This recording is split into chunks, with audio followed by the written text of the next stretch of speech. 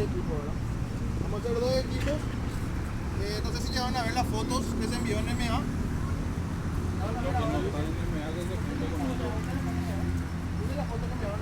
Son tres llaves diferentes, ¿verdad? Dentro del maletincito ese hay un mapa que lleva a un... Viene a ser la que se cayó del avión, ¿verdad? Es sencilla, hay que buscar las tres llaves y ahí una vez que tienen las tres llaves recién pues ya habilitado para poder buscar eso. Y ahí dentro del maletín hay un mapa. Y ese mapa le conduce a ese lugar. Entonces ustedes no saben dónde va a estar ellos, directamente con el mapa. Sí tienen las tres llaves.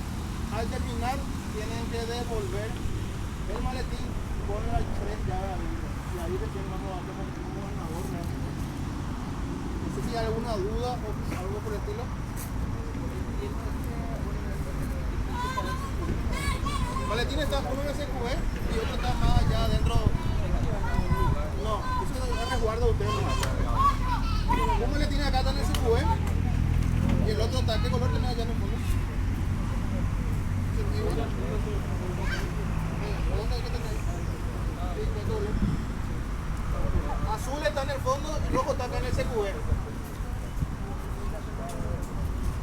Vamos a ver cuánto estamos 19. Vamos a hacer 4 terroristas para que sean más dinámicos. Hasta cualquiera pueden agarrar las cosas. ¿Escucharon eso? Podemos hacer terroristas. No. Vamos a hacer terroristas 3 o 4 terroristas. Entonces que sea más dinámica, sea más dinámica, para que sea más kilómetros.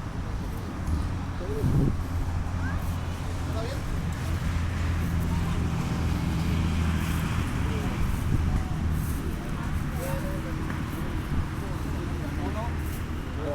Uno. Cansado ya. Uno.